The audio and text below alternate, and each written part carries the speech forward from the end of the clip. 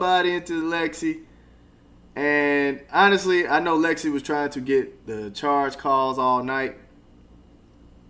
But, yeah, this one's more so of, yeah, she did bow her over, right?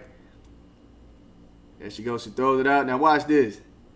She was already mad at the fact that I believe Lexie got a call for kind of falling back, getting a charge call. She was complaining to the ref. She's flopping, right? Which they're going to show that after this. But look.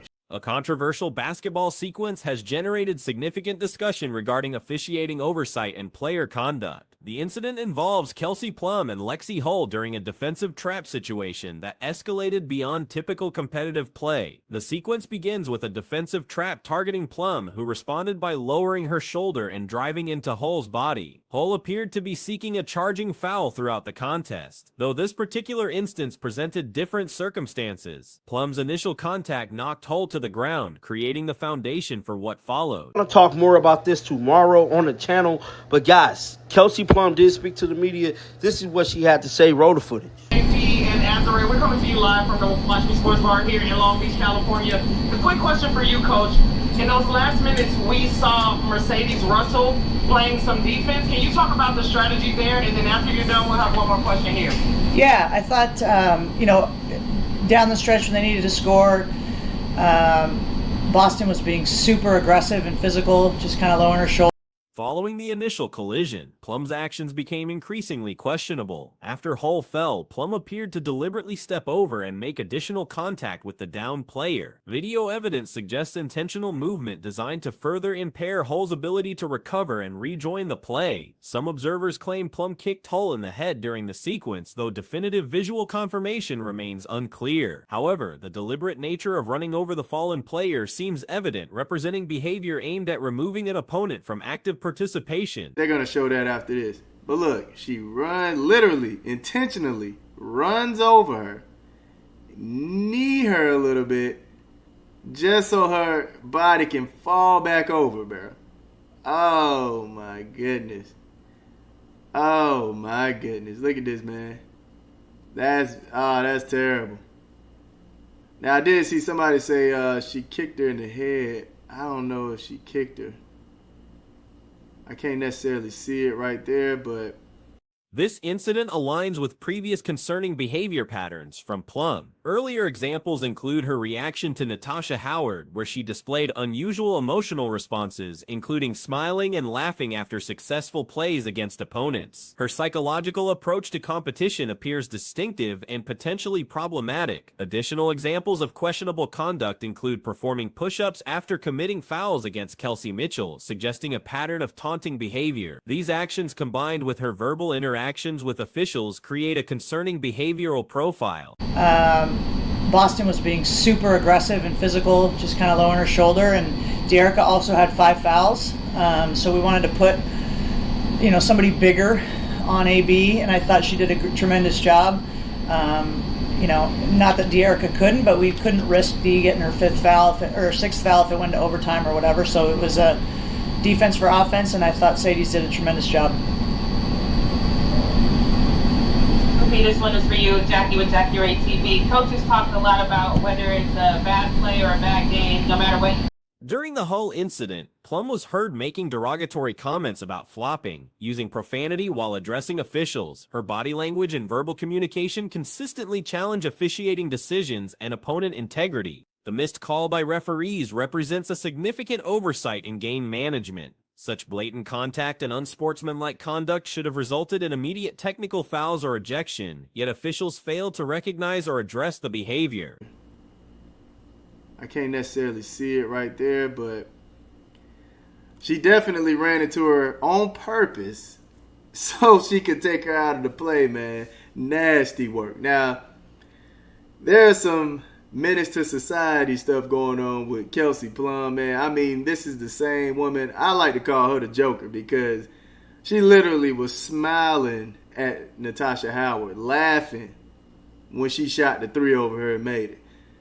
I mean, what in the world is going on with Kelsey Plum, man? She is on Hull's defensive strategy throughout the game proved problematic and ultimately counterproductive. While seeking charging fouls can be effective, relying too heavily on this tactic creates vulnerabilities. After receiving one favorable call, continuing the same approach became predictable and exploitable. Superior defensive positioning would have involved maintaining strong stance with proper hand placement rather than attempting to draw contact. The trap situation provided excellent opportunity for legitimate defensive pressure without resorting to charge-seeking behavior. Hull's defensive abilities exceed her demonstrated performance during this sequence. Her natural defensive instincts and skills should have been sufficient to contain Plum without resorting to questionable tactics. Whether it's a bad play or a bad game, no matter what, you have to turn the page. How do you feel the team as a whole, and for you personally, turn the page tonight? Yeah, I mean, I think we did just that. Obviously, we felt like we let the New York game kind of get away from us in that third quarter, and I mean, I think Indiana went on runs tonight, and we withstood them. And so it's just growth. It's growth. I'm proud of the team for not just sort of disintegrating when they went on their run. We just found a way to come back and punch it right back at them, and just made like tough plays at the end. You know, Rakia was really great.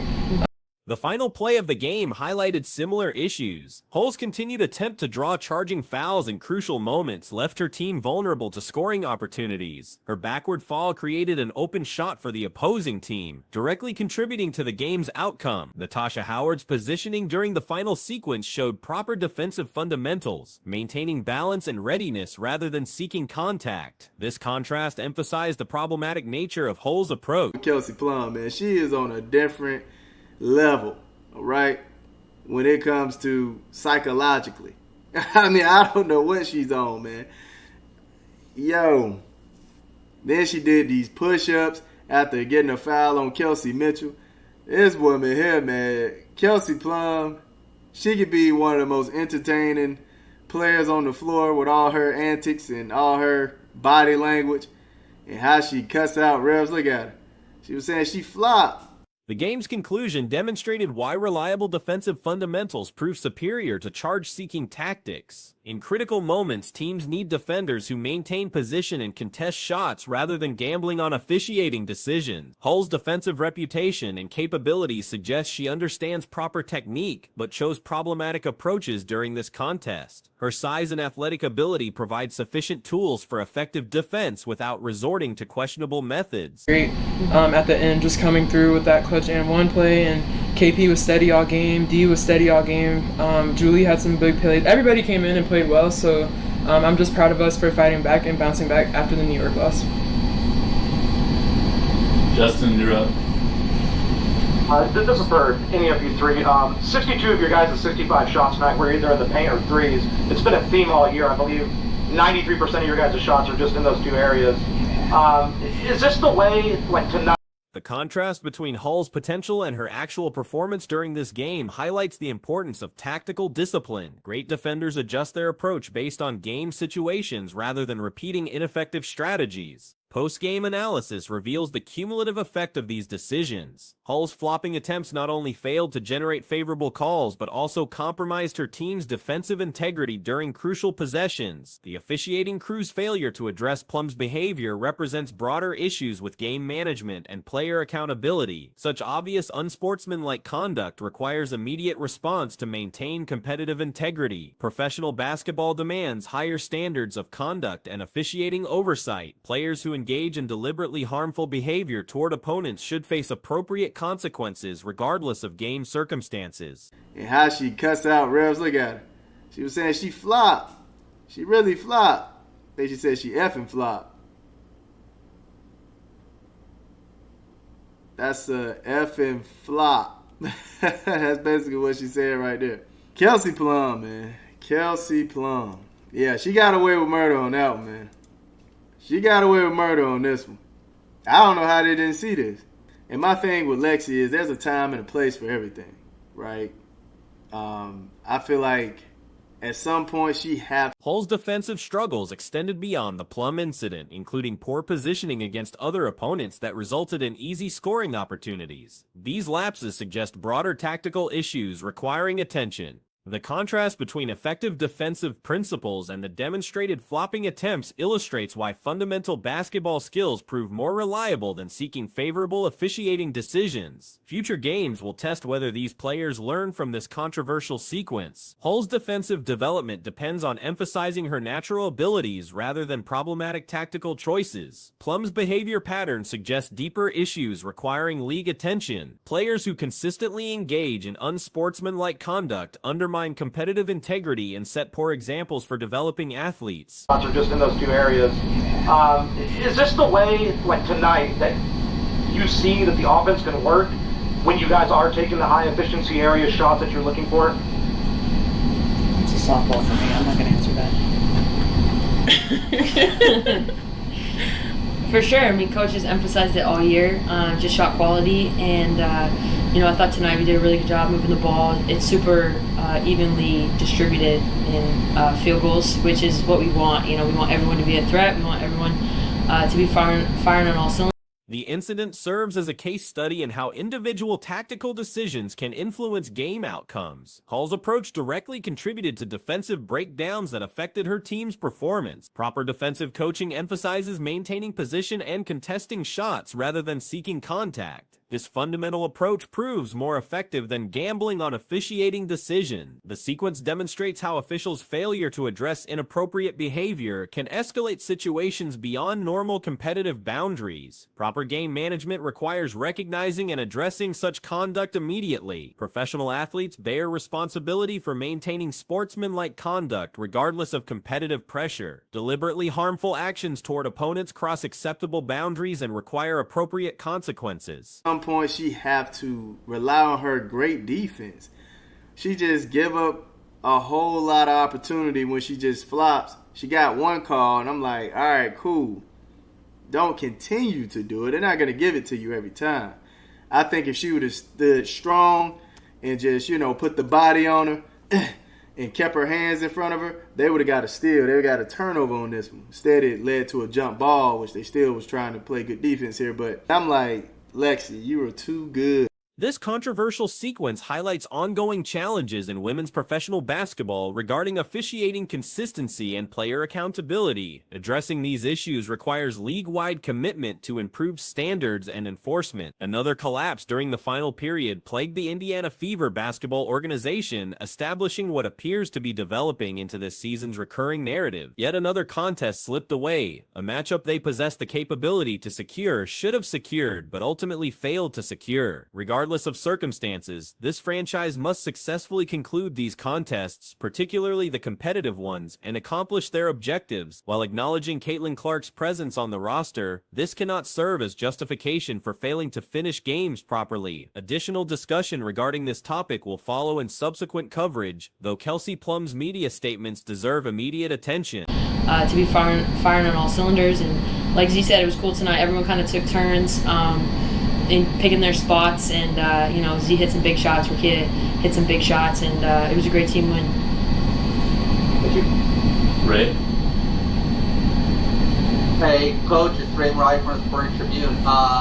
Only 8 turnovers today. They took off the improved ball movement today. Yeah, and 7 actual ones, and then the other one I think was During the post-game press conference conducted live from the Watch Me Sports Bar location in Long Beach, California, questioning began regarding defensive strategies employed during the contest's final moments, specifically Mercedes Russell's defensive contributions. The coaching staff explained their decision-making process during crucial moments when scoring became essential. Boston demonstrated extreme aggression and physicality, utilizing shoulder-lowering techniques, while another key player had accumulated 5 fouls. Strategic substitution involved placing a larger defender on the primary threat while protecting against additional foul trouble that could prove costly in potential overtime scenarios. The defensive for offensive substitution proved successful, with the replacement performing exceptionally. Good defense here, but I'm like, Lexie, you are too good to be doing this, man. You are too good. I get it sometimes when it's size on you,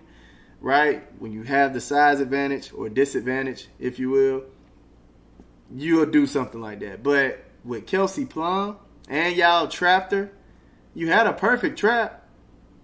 I would have just took the ball and kept my hands up. It is what it is. She throwing her body around, I'm going to stay right there. And I'm going to make it tough for her to get this ball out.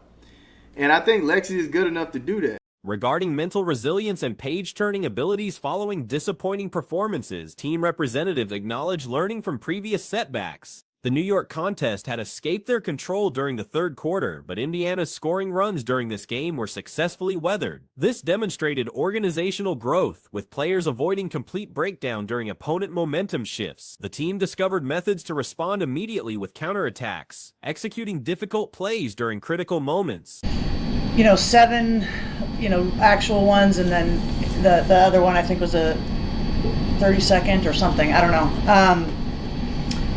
That's a great job, and that's something that has been hurting us a little bit. And Indiana's incredibly physical defensively, and they're active and all the things. And for us to just only have 7 giveaways like that is really improvement. And 22 assists.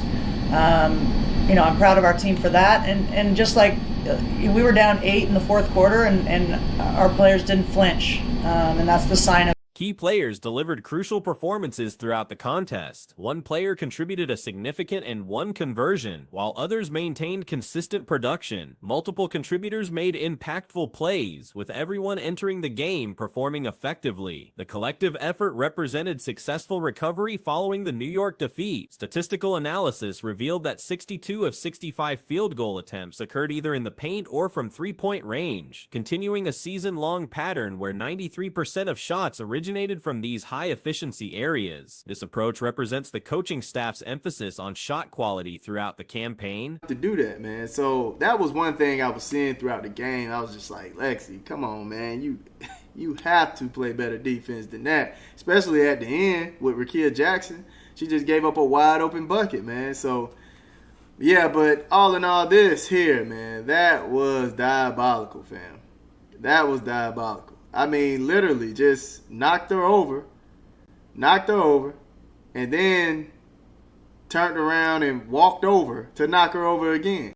Ball movement significantly improved during this contest, with field goal distribution remaining balanced across all players. This balanced approach creates multiple threats, requiring all players to perform at peak levels. Players took turns identifying optimal scoring opportunities, with various individuals contributing crucial baskets during a comprehensive team victory. Turnover reduction proved significant, with only 8 total giveaways compared to previous performances. 7 actual turnovers occurred, with 1 additional violation due to shot clock expiration. This improvement addressed a problematic area, particularly against Indiana's physical defensive approach and active defensive schemes. Managing just 7 turnovers while recording 22 assists demonstrated clear progress. And our players didn't flinch, and that's the sign of toughness and playing to win and not just next play mentality. So there's a lot of positives there, but 7 turnovers for me is a big one, and being down 8 in the fourth and just not panicking and not getting discouraged. That's how you win games. Let's go to Andrew Jones. Joshua, before I ask the question to KC, Coach, is your head on tape? Because hurt your hand right there. I saw that. The team's response to adversity particularly impressed observers. Despite trailing by 8 points during the fourth quarter, players maintained composure without panic or discouragement. This mental toughness and winning mentality, combined with next play thinking, represents essential championship characteristics. Defensive discussions focused on containing opposing guards, particularly acknowledging the challenge of defending against one of the league's fastest players with and without the ball. Defensive strategies involved mixing approaches, though the opponent succeeded on several occasions. Early defensive work and collaborative efforts from teammates proved essential, with multiple players contributing to defensive success.